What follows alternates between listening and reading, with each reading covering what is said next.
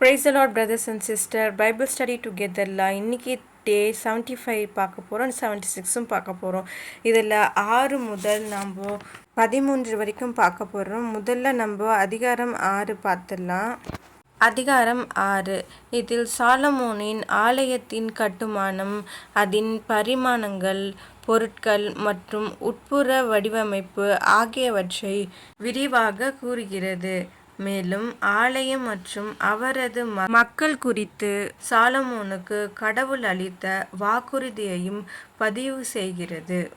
அடுத்து அதிகாரம் 7. இதில் சாலமோன் ராஜா தன்னுடைய சொந்த அரண்மனையையும் ஆலய அலங்காரம் பொருட்களையும் கட்டி முடிக்கிறார். அவற்றில் அற்புதமான தூண்கள், பாத்திரங்கள் ஆகியவை அடங்கும். இவை அனைத்தும் திறமையான கைவினைஞரான ஈராம் என்பவரால் செய்யப்பட்டவை. அடுத்து அதிகாரம் 8. சாலமன் ராஜா புதிதாக கட்டப்பட்ட ஆலயத்தை கடவுளுக்கு அர்ப்பணிக்கிறார். தாவீதுக்கு அளித்த வாக்குறுதிகளை நிறைவேற்றியதற்காக அவரை புகழ்ந்து இஸ்ரவேலின் தொடர்ச்சியான உண்மைக்காக ஜெபிக்கிறார்.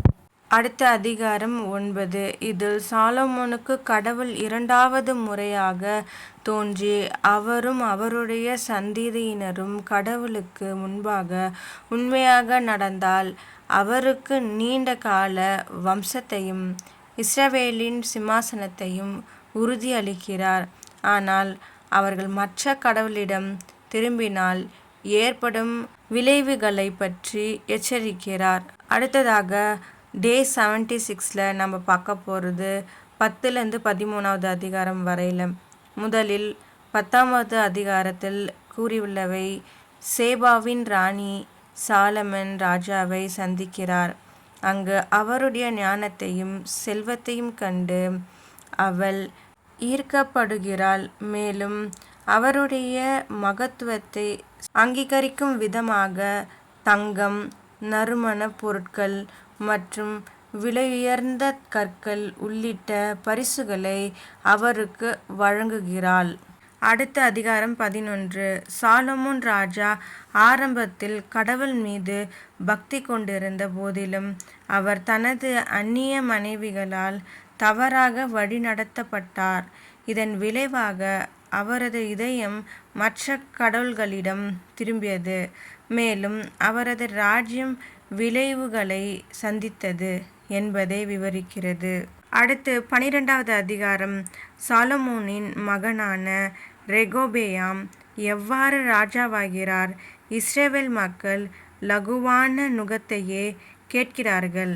ரெகொபெயாமின் கடுமையான எதிர்வினை ராஜ்யம் பிளவுபடுகிறதற்கு வழிவகுக்கிறது. 10 கோத்திரங்கள் யெரொபெயாமின் கீழ் தங்கள் சொந்த தேசத்தை உருவாக்குகின்றன என்பதை விவரிக்கிறது. அடுத்த அதிகாரம் 13. இதில் யூதாவை சேர்ந்த ஒரு கடவுளின் மனிதன் பெத்தேலில் உள்ள பலிபீடத்துக்கு எதிராக தீர்க்க தரிசனம் உரைத்து அதன் அழிவையும் ஆசாரியர்களின் பலியையும் யோசியா ராஜாவால் எலும்புகளை எரிப்பதையும் முன் அறிவித்தார். ஆனால் பின்னர் கடவுளின் கட்டளைக்கு கீழ்ப்படியாததால் ஏமாற்றப்பட்டு தண்டிக்கப்பட்டார்.